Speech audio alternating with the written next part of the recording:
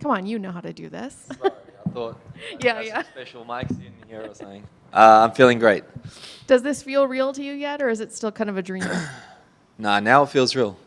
Before in the house and that whole experience still didn't feel real, but now it feels real. Now I believe in myself. Now I believe that I was meant to be here this whole time. What was that experience like for you in the house? Um,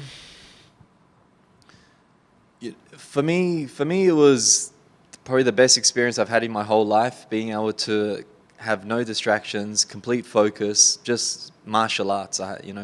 Training, fighting, eating, martial arts.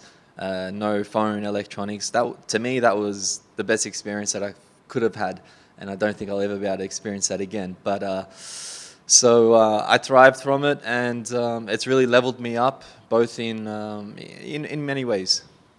What was the hardest part for you? There was nothing hard about it. Really?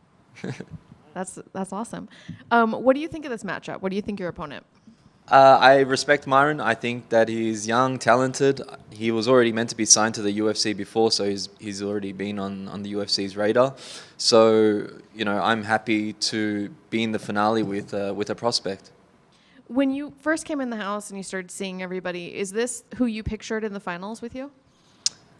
I didn't really picture anyone in the finals with me. Going into the house, I was prepared to fight anybody. So, and always had like a glimpse. I had a thought that I could be fighting my own teammates as well. So, as much as Team Grasso kept it friendly and family, I still knew in the back of my mind that I could have been fighting any one of these guys. What was the biggest thing that you learned from the coaches there?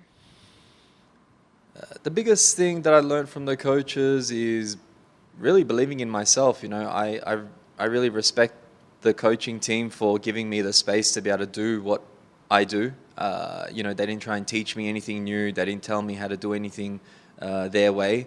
They said, listen, you know how to fight. You're a professional. Whatever you need, you let us know and we're going to assist you. So the fact that we got to have that space and that luxury was really big for me.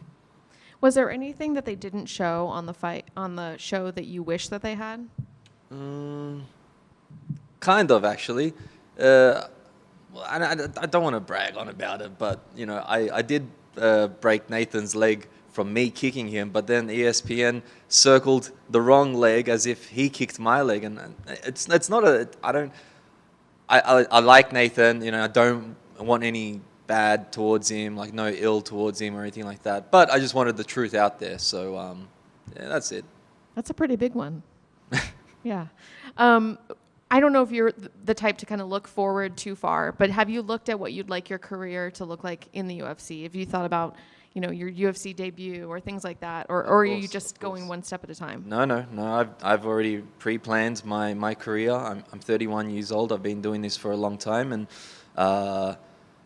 after this fight, I'd like to be a backup fight for Diego Lopez and Ortega.